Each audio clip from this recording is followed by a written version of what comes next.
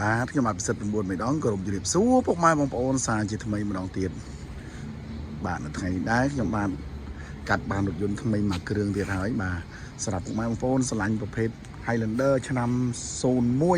ស៊ីនពណ៌ទឹកប្រាក់ពុកម៉ែបងប្អូនអាចមើលមួយគ្រឿងនេះបានប្រភេទឡានស្អាតពុកម៉ែបងប្អូនណាបាទចំពោះទឹកថ្នាំវិញនៅសិនច្រើនពុកម៉ែបងប្អូនណាស្លាកលេខភ្នំពេញ 2U ពុកម៉ែបងប្អូនអញ្ចឹងសម្រាប់ពុកម៉ែបងប្អូនស្រឡាញ់ប្រភេទ Highlander ឆ្នាំ01ពណ៌ទឹកប្រាក់4ម៉ាស៊ីនជួយសន្សំខ្សែពុកម៉ែបងប្អូនអាចមើលមួយគ្រឿងនេះបានពុកម៉ែបងប្អូនគឺលេងយ៉ាន់ស្អាតបាទ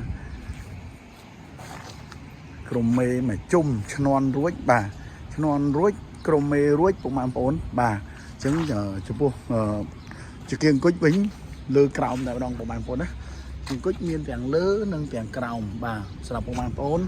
ចង់បានពណ៌ទឹកប្រាក់4ម៉ាស៊ីនប៉ុង1បាទធានាជូនពុកម៉ែបងប្អូនឡានអត់បុកកាត់តអត់ស្ងោប្រូពណ៌ទេពុកម៉ែបងប្អូនមើលមកគ្រឿងនេះបានធានានៅសំណុំតែម្ដងពុកម៉ែបងប្អូនម៉ាស៊ីនប្រអប់លេខក៏នៅស្មូទដែរពុកម៉ែបងប្អូនណា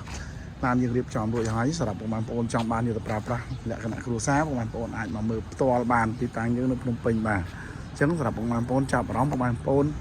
មកមើលជាមួយខ្ញុំបាទផ្ទាល់បាទពុកម៉ែបងប្អូនក្លេកមើលគ្រឿងក្នុងតិចបាទ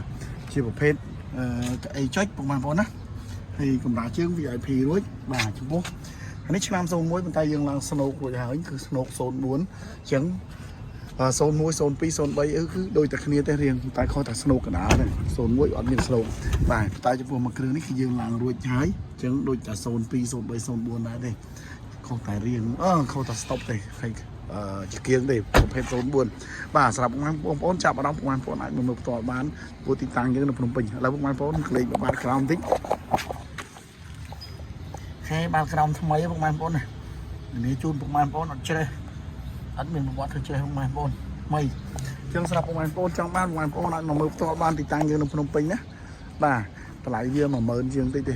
អរគុណច្រើនជួបគ្នាវីដេអូក្រោយ